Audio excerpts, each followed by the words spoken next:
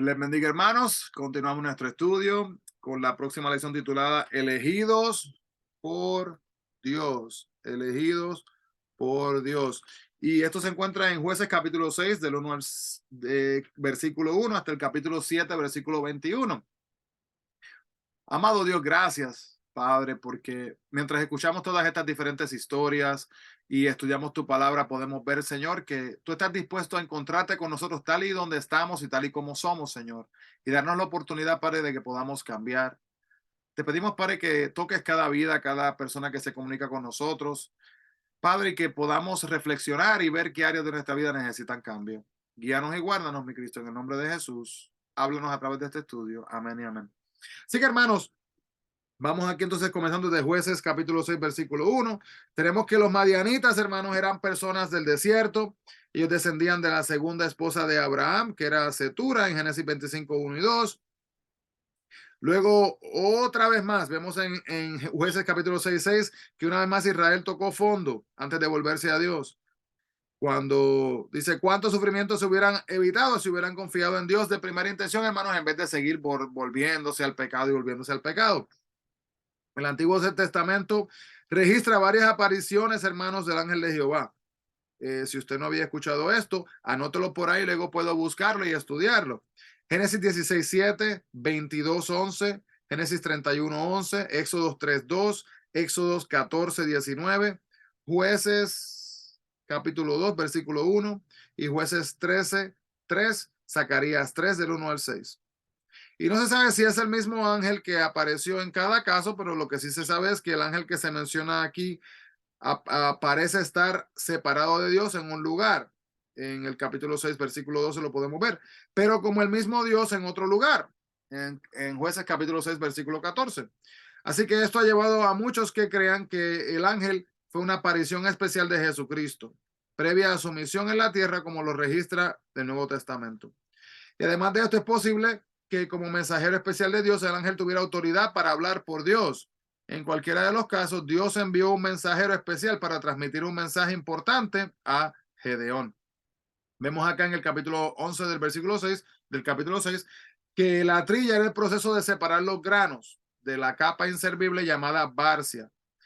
Y esta se hacía normalmente en un área grande, a menudo en una colina, donde el viento podía llevarse la barcia ligera cuando el granjero lanzaba al aire el trigo golpeado.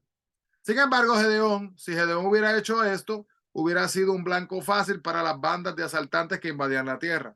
Entonces, por eso es que él se vio forzado a trillar su trigo en un lagar. ¿Qué es un lagar? Pues un lagar es un hoyo que probablemente se encontraba oculto y en el que no se sospecharía, ¿verdad?, que él guardara la cosecha ahí de un granjero.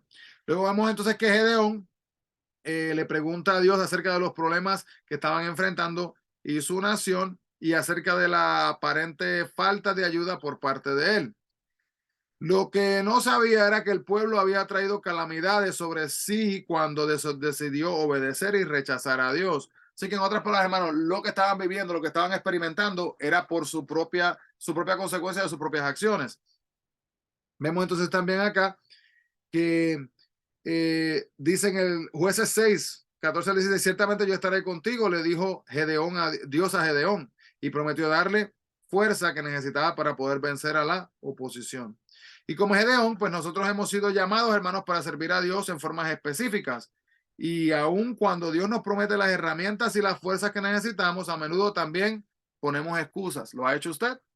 Yo sé que yo lo he hecho humanamente hablando, hermanos, en algún momento, aquí o allá, ¿verdad? ¿Y por qué sintió Gedeón miedo cuando ve al ángel? Pues los israelitas creían, hermanos, que nadie podía ver a Dios y vivir. Si se veía la imagen de Dios, pues la persona moría inmediatamente. Esa era la imagen que tenía, la idea que tenían, por lo que dice Éxodo 33, 20. Evidentemente, Gedeón pensó que esto también se aplicaba a los ángeles. Eh, Después de que Dios llamó a Gedeón para que fuera el libertador de Israel, inmediatamente le pidió que destruyera el altar del dios Baal. Un hecho que probaría la fe de Gedeón y su compromiso. La religión cananea era sumamente política. Esto es bien importante, hermano. Tiene que imaginarse esta imagen de esto, ¿verdad? Que Así que un ataque a un dios por lo general se consideraba como un ataque al gobierno local, literalmente era parte de la política, estos dioses. Si era sorprendido, Gedeón se enfrentaría a graves problemas sociales y probablemente un ataque hasta físico. Eh, para lograr entonces hacer esto. Entonces Gedeón asumió un gran riesgo al seguir la ley suprema de Dios, específicamente que prohíbe la idolatría, como vemos en Éxodo capítulo 20 del 1 al 5, en lo que son los 10 mandamientos. Después de saber lo que Gedeón había hecho, el pueblo que quiso matarlo, muchos de ellos eran compatriotas israelitas.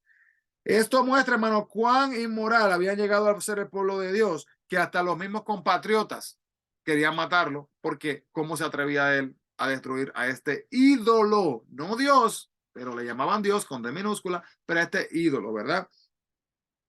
Vemos que en Deuteronomio 13 del 6 al 11, los idólatras debían ser apedreados hasta la muerte, dice la palabra de Dios. Pero estos israelitas querían apedrear a Gedeón por destruir un ídolo y por adorar a Dios, que era lo que se supone que estuvieran haciendo, hermanos.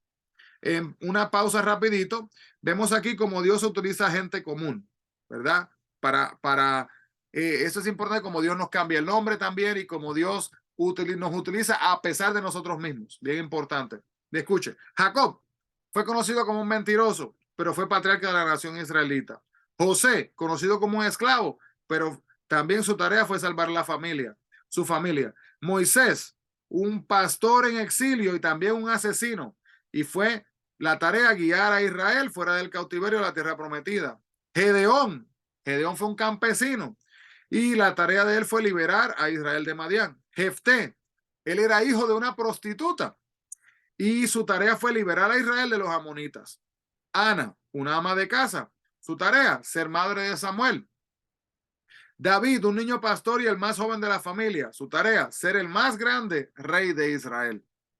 Esdras, que era un escriba, su tarea, dirigir el regreso a Judá, dirigir el regreso a Judá y escribir algo de la Biblia. Esther, una esclava, salvar a su pueblo de la masacre era su tarea. María era una campesina y la tarea de ella fue ser la madre de Cristo. Mateo, un cobrador de impuestos, tarea ser un apóstol y escritor del evangelio. Lucas, un médico griego, tarea ser compañero de Pablo y escritor del evangelio también. Y Pedro, un pescador, su tarea ser un apóstol y líder de la iglesia primitiva y un escritor de 2 epístolas del Nuevo Testamento. Así que regresamos entonces acá. Vemos lo que hace entonces acá Jefté. Y luego, podemos mirar esto más en el estudio cuando hablemos de la decisión que tomó Jefté, de la promesa que él hizo. Lo discutimos mejor en el estudio. Pero vamos entonces acá, hermanos, que en el capítulo, ya un poquito antes del capítulo 7, ¿verdad?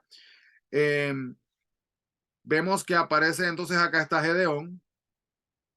Y la razón que Gedeón urge a las tropas para que tomaran control de los vados del río en el capítulo 7:24.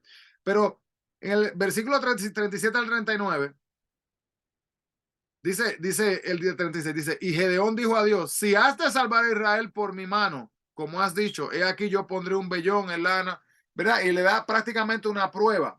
Pero miremos aquí, reflexionemos en esto. ¿Está Gedeón probando a Dios o simplemente le estaba pidiendo más valor?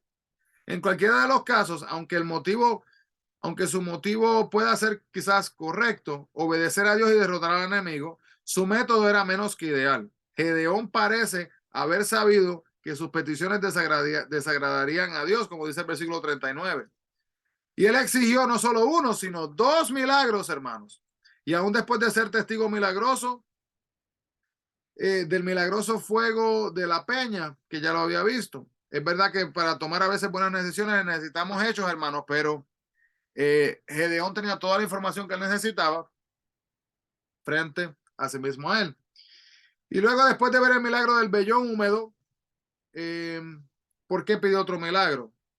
Quizás pensó que el resultado de la primera prueba podía haber sucedido quizás en forma natural, quizás fue casualidad o coincidencia. Puede ser. Y el colocar vellores es un método deficiente para tomar decisiones. Aquellos que lo hacen ponen limitaciones a Dios. Así que, hermano, miren, no vaya a copiar esto usted para hacerlo, para pedirle a Dios la ayuda en algo. No lo haga, ¿verdad? Porque Dios nos habla a nosotros de otra manera y la palabra de Dios bastante clara, hermanos, como nos dirige. En aquellos momentos no la tenían, ¿verdad? Como la tenemos en el día de hoy. La autosuficiencia es un enemigo cuando nos nace creer siempre que podemos hacer lo que se necesita con nuestras propias fuerzas, nuestras propias manos, ¿verdad? Dios quiere y espera, hermano, mucho más de nosotros. Vemos acá también que al enfrentarse las probabilidades abrumadoras, Gedeón tuvo miedo en el versículo 10 y 11 del capítulo 7, y Dios comprendió su temor, pero no lo reveló de no lo relevó de su tarea. Él entendía que Gedeón había tenido miedo, pero mire, hermano, ¿qué hizo? Disminuyó. Para que llegara a estos números, hermanos, que la batalla que iba a ganar Gedeón no se iba a ganar a través de lo que iba a hacer Gedeón, sino que iba a tener que decir el pueblo de Israel y las naciones que esa victoria pudo ser obtenida a través de Dios y no de Gedeón. Vemos entonces que los madianitas eran bandoleros de a camello que se dedicaban al pillaje y se componían de 5 familias ligadas a Abraham a través de Madián. El hijo de la segunda esposa de Abraham, Sétura, habitaban en las regiones del desierto del Mar Muerto hasta el Mar Rojo. Y un soldado enemigo soñó con una gran rebanada de pan de cebada que caía en el campo. La cebada tenía solo la mitad del valor que el trigo y el pan hecho de cebada se consideraba inferior. De la misma manera, el pequeño grupo de israelitas era considerado inferior a las vastas fuerzas de Madián y Amalek. Pero Dios haría que los débiles israelitas parecieran invencibles. Y la noche se dividía equitativamente en 3 guardias. El principio de la segunda guardia debe de haber sido alrededor de las 10 de la noche y muchos en el campamento deberían de estar aún despiertos. El ejército de Gedeón simplemente observó como el ejército de Madián se llenaba de pánico, confusión y huía desordenadamente. Ningún hombre tuvo que sacar ni su espada para derrotar al enemigo. El pequeño ejército de Gedeón nunca hubiera podido lograr semejante victoria por sus propias fuerzas. Dios les quería demostrar, hermanos, que ellos no debían depender de ellos mismos, sino de él. Mire, hermano, iban, 300, con tantos y tantos y tantos, y no tuvieron ni que pelear, hermanos. La batalla había sido peleada por Dios. Y muchas veces en nuestra vida, hermanos, Dios pelea nuestra batalla de esa misma manera, pero tenemos que estar dispuestos a aceptar que Dios así mismo está obrando y que Él, aunque sintamos silencio, aunque sintamos que no nos responde quizás tan rápido como querramos, hermanos, Dios está ahí y Él está obrando. Confiemos en Él. Amado Dios, te agradecemos, Padre, por no desampararnos. Ayúdanos a entender, Padre, que tu presencia siempre está ahí vigente. Padre, y que podemos caminar en tu camino y podemos confiar en ti, entendiendo, Señor, que tú te encargarás de todo. Guárdanos, bendícenos y guíanos. En el nombre de Jesús, mi Dios. Amén y amén. Recuerden, hermanos, busquemos la presencia del Señor. Que Dios les bendiga grandemente. Bendiciones.